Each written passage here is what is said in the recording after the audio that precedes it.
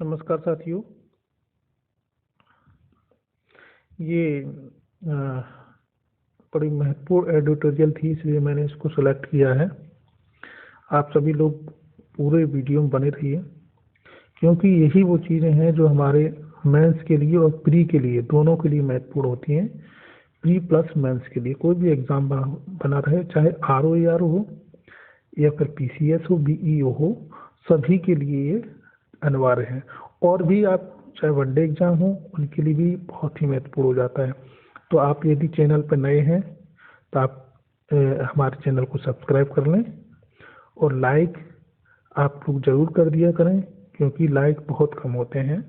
ठीक है, तो चैनल को लाइक कर लें और अपने मित्र दोस्तों को शेयर कर दिया करें। ठीक है, चलिए। तो ये महत्वपूर्ण ये खबर है कि जो है चीन की जो कूटनीति चाल चल रही है, वो तो हम लोग जानते होंगे। श्रीलंका को उसने खाकपति बना दिया, मतलब लखपति के सपने करोड़पति के दिखा करके वो खाकपति बनाने का काम करता है। और फिर इतना उसको उस देश पर जहाँ भी उसकी ये चाल चली जाती है, उसको ऐसा कर देता है कि फिर वो उसके पास देने को कोई बचता नहीं है, फिर वो कब्जा ही कर लेता है। तो ये विस्तारवादी इसकी नीति है, ये आप लोग पहले से ही जानते हैं। ठीक है ना। तो उसने जो है एक चाल चली है चीन की सैन्य रणनीति में मालदीव। ठीक है, तो अभी खबरें आ रही थी, आप सब लोगों ने पढ़ा होगा, वहाँ के जो मालदीव के नए राष्ट्रपति बने हैं। ठीक है, तो उनका थोड़ा भारत से कैसा व्यवहार है वो हम लोग अच्छे से जानते हैं। ठीक है, चीन के फंदे में वो फंस चुके हैं।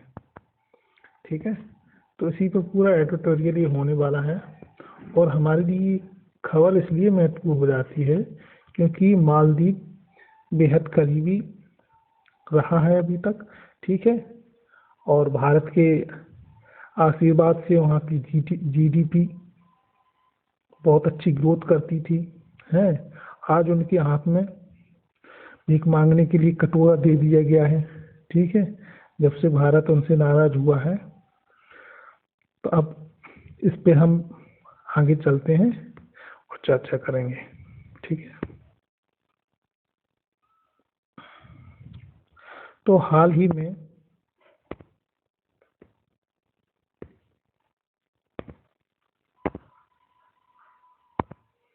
तमाम सारी खबरें आ रही थी। ठीक है, आपने देखा होगा चीन और मालदीव के बीच एक रक्षा समझौता हुआ है, जिसके अनुसार चीन मालदीव को सैन्य सहायता देने के साथ साथ सेना को भी प्रशिक्षण देगा। ठीक है, अभी तक मालदीव की सुरक्षा और सैन्य प्रशिक्षण में भारत की भागीदारी होती थी। बिल्कुल सही बात है। ठीक है ना।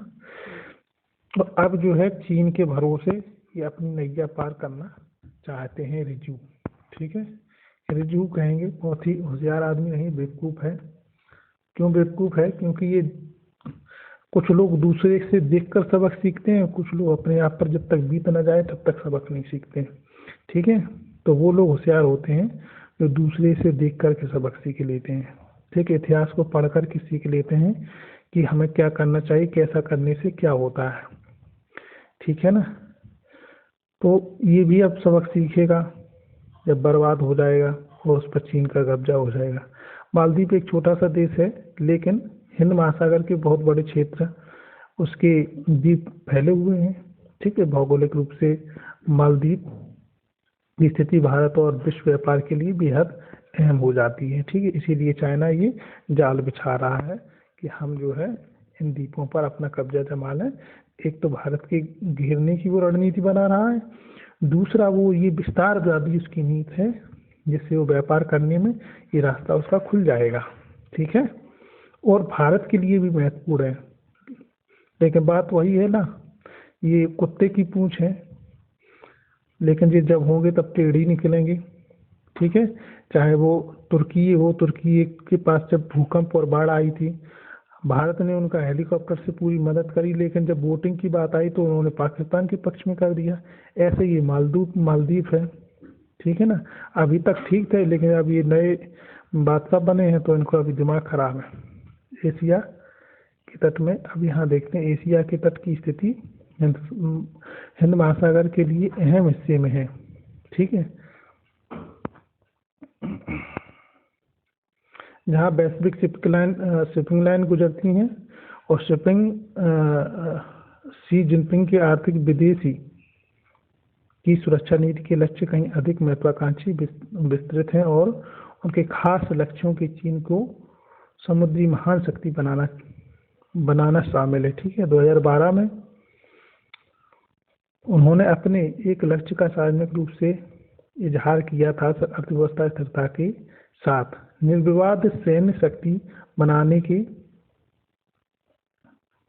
ऐसी कई चीन की रणनीतियां और भारत के दक्षिण किनारे मालदीव पर पहुंच गया है। ठीक है, कुल मिलाकर उसकी जो एक चैन के रूप में है कि भारत को तरफा घेरा जाए, है ना। समुद्र आवागमन के प्रमुख को SLOC कहा जाता है। ठीक है, ये बड़ा महत्वपूर्ण पॉइंट है। ये जो मार्ग है और संचार के समुद्री रास्ते वैश्विक अर्थव्यवस्था के परिचालन के लिए यह बेहद महत्वपूर्ण माना जाता है। भारत एक प्रायद्वीपीय देश है। ठीक है, तो हमारा जो दक्षिण क्षेत्र है वो पूरा प्रायद्वीपीय है, जो पश्चिम से अरब और दक्षिण में हिंद महासागर और पूर्व में बंगाल की खाड़ी से घिरा हुआ है। ठीक है, ये हम जियोग्राफी का पॉइंट है। भारत का विशाल प्रायद्वीप हमारे चारों ओर फैली द्वीपीय श्रृंखला के सामरिक अवस्थिति के कारण इस क्षेत्र में समुद्री सुरक्षा की दृष्टि से अत्यंत महत्वपूर्ण है। ठीक है, भारत के अंतर्राष्ट्रीय व्यापार का अधिकांश हिस्सा समुद्री मार्ग से संचालित होता है। ठीक है ना, बहुत पहले से ही व्यापार होता रहा है इन्हीं मार्गों से। ठीक है ना, और ये जितने इंग्लैंड से और ये तमाम व्यापारी आए थे, कहाँ से आए थे? ये तो आते बंगाल और ये इसी ओर से। ठीक है ना, मालदीव के आसपास SLOC, ठीक है, जो अभी हम लोग देख चुके हैं, का वैश्विक समुद्री व्यापार के लिए रणनीतिक महत्व है। भारत का लगभग 50% विदेशी व्यापार, 80% ऊर्जा आयात इसी SLOC के जरिए होता है। इससे साफ है कि मालदीव भारत के लिए रणनीतिक आर्थिक रूप से बेहद महत्वपूर्ण हो जाता है। ठीक है, हिंद महासागर किसी भी देश में तटीय सीमा जैसी भारत जैसी नहीं है। ठीक है, और महासागर पश्चिम और यूरोपीय और पूर्वी एशियाई देशों को मिलाता है। भारत का केंद्रीय स्थिति में इसको लाता है, क्योंकि महत्वपूर्ण केंद्र बन जाता है भारत। ठीक है, चारों देशों से हिंद महासागर की तटीय चीन बहुत दूर है। ठीक है, चीन विश्वास दिला रहा है कि इतनी से, लेकिन ये पड़ोसी होता है, ये अभी उसके दिमाग में नहीं है। ठीक है, किसके? मालदीव के। हमेशा यह डर बना रहेगा भारत के सहयोग से अमेरिका हिंद महासागर से उसकी आपूर्ति लाइन को काटकर उसे कभी भी अलग कर देगा। ठीक है, मध्य पूर्व के चीन तक संचार की समुद्री लाइनें अपनी अधिकांश यात्रा के लिए भारतीय तट के पास से गुजरती हैं। ठीक है, चीन मालदीव के जरिए अपनी सुरक्षा और आर्थिक चिंताओं को खत्म करना चाहता है और मालदीव के वायुयामी संबंध बढ़ाने में कामयाब भी हो गया है ना। और दोनों देशों में बहुत बढ़ते हुए सहयोग भारत के लिए कई क्षेत्रों में समस्या भी बढ़ा सकते हैं।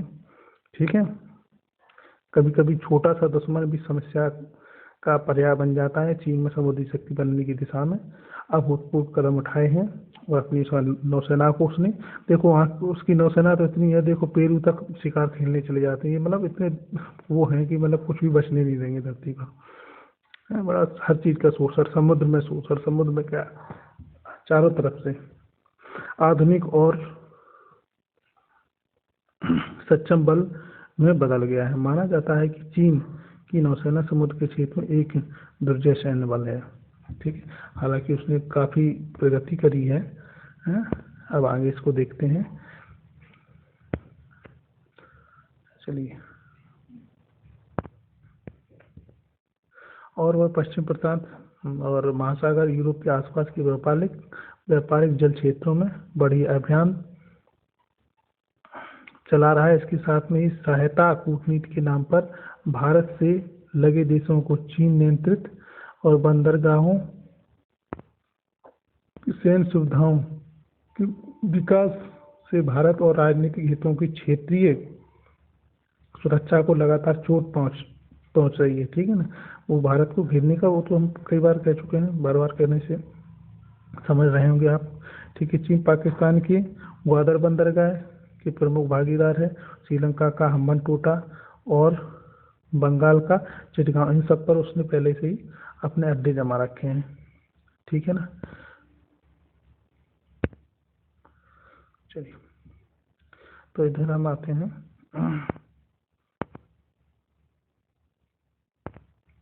यहाँ अब बंदरगाह म्यांमार के, वो चटगांव का था, यहाँ म्यांमार की 7वीं परियोजना समेत मालदीव के कई निर्जन द्वीपों पर चीन कब्जे से भारत की सामरिक एवं समुद्री सुरक्षा की चुनौतियां बढ़ गई हैं। ठीक है। ये थोड़ा बेईमान तरीके का देश है ना, और ये इसकी नीयत ही पहले से खराब है, और यही इसकी चाल है कि भारत को भी घेरेंगे और व्यापार भी करेंगे, और छोटे छोटे द्वीपों पर इनको थोड़ा दाना और लालच डाल करके उनको अपने उसमें करना चाहता है। चीन ने इन बंदरगाहों को इस प्रकार से विकसित किया है कि जो है वहाँ अपने सैन्य गश्ती जहाज व फ्रिगेट जैसे छोटे नौसैनिक जहाज भी रख सकेगा। ठीक है। जियांग होंग चीन का एक खोजी जहाज है जो हिंद महासागर के विभिन्न क्षेत्रों में शोध अभियान के नाम पर घूमने वाले इस जहाज को मालदीव सरकार ने अपने बंदरगाह पर रुकने की इजाज़त दे दी है। अब देखो, इसने खतरा बढ़ा दिया, ये खोज क्या ये सब कुछ करेंगे वहीं पर। ठीक है। इससे भारत के रक्षा अनुसंधान केंद्रों की टोह लेने की आशंका बढ़ गई है। अब एक तो ये लीक वो करेंगे कि मतलब भारत क्या कर रहा है उसकी हर चीज़ को भारत का पीछा एक तरह से करेंगे। ठीक।